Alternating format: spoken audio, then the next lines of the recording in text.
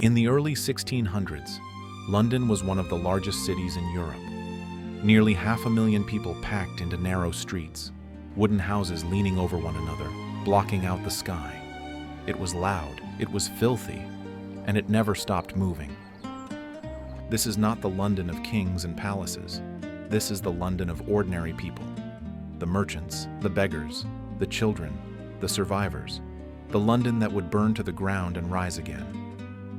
In this video, I use AI tools to bring real paintings and engravings from the era to life. These tools are not perfect, but they allow us to walk through these streets in ways that were never possible before. The streets of London were dark and dangerous. Buildings rose several stories high, their upper floors jutting out over the roadway, almost touching across narrow alleys. At night, there was no light.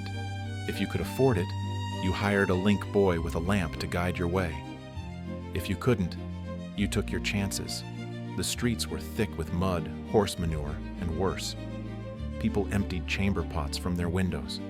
Dead animals rotted where they fell. The smell was unbearable. Salesmen shouted their wares. Bells rang from every church. Beggars asked for coins on every corner. And through it all, carts and horses pushed their way through crowds that never seemed to thin. Every morning, the streets came alive with workers.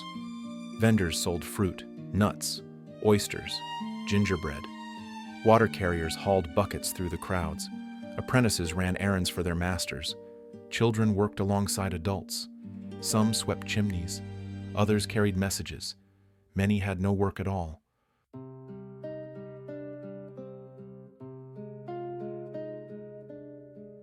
For the poor, every day was a fight for survival. A penny could buy a meal, a shilling could buy a week, and if you had nothing, the streets offered no mercy.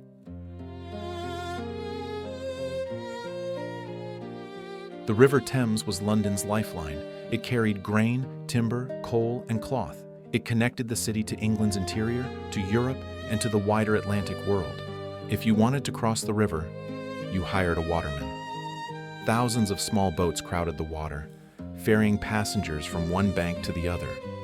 The rich had their own barges. The poor squeezed into whatever boat would take them, and everyone avoided the dangerous currents near the bridge. On the south bank of the Thames lay Southwark. It was outside the city's jurisdiction, beyond the reach of London's strict laws. Here, anything was allowed. Taverns lined the streets. Brothels operated openly. Bear-baiting pits drew crowds who paid to watch dogs attack chained bears. And here, the theaters rose. The Rose, the Swan, the Globe. For a penny, you could stand in the pit and watch Shakespeare's latest play. For 2 pence, you could sit in the galleries. Actors, prostitutes, pickpockets, and playwrights all shared the same streets. Southwark was London's playground and its shadow. In the spring of 1665, something terrible began in the poor parish of St. Giles in the Fields. The plague. It spread through the rat-infested alleys from house to house, street to street. By summer, people were dying by the thousands. The rich fled to the countryside. The king and his court left for Oxford. But the poor had nowhere to go. Red crosses were painted on infected houses. The words, "Lord, have mercy upon us," appeared on doors that would never open again. Families were locked inside with the sick and the dying. At night, the cry echoed through empty streets, "Bring out your dead." Carts collected bodies and carried them to mass graves. By September, over 7,000 people were dying every week. The city fell silent. Grass grew in the streets of Whitehall. Samuel Pepys wrote, "Lord, how empty the streets are, and how melancholy." When the plague finally faded, nearly 100,000 Londoners had died, 1 in 4. The survivors must have thought the worst was over. They were wrong. On the night of September 2nd, 1666, a fire started in a bakery on Pudding Lane. The baker, Thomas Fariner, thought little of it. But the summer had been dry, the wooden buildings were tinder, and the wind was blowing east. Within hours, the fire was out of control. It jumped from house to house, street to street. Families grabbed what they could and ran.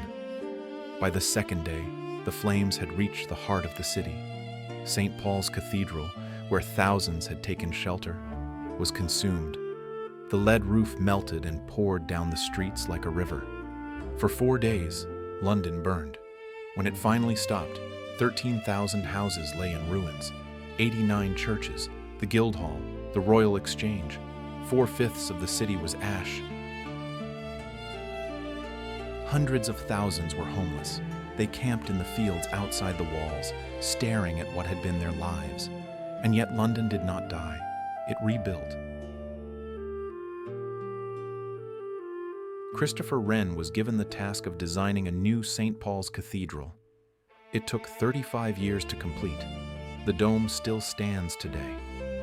The old wooden houses were replaced with brick. The streets were widened. Slowly, a new London emerged from the ashes. But the scars remained.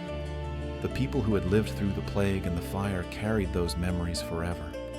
Standing here looking back at these moments, it's hard not to feel how close the past really is. These streets, these stories, these people who lived and died and somehow kept going. London in the 1600s was a city of extremes: wealth and poverty, entertainment and death, beauty and filth. A city that burned to the ground and rose again. If you have suggestions for other cities you'd like to see brought back to life, let me know in the comments. I'd love to keep building this journey into the past with you.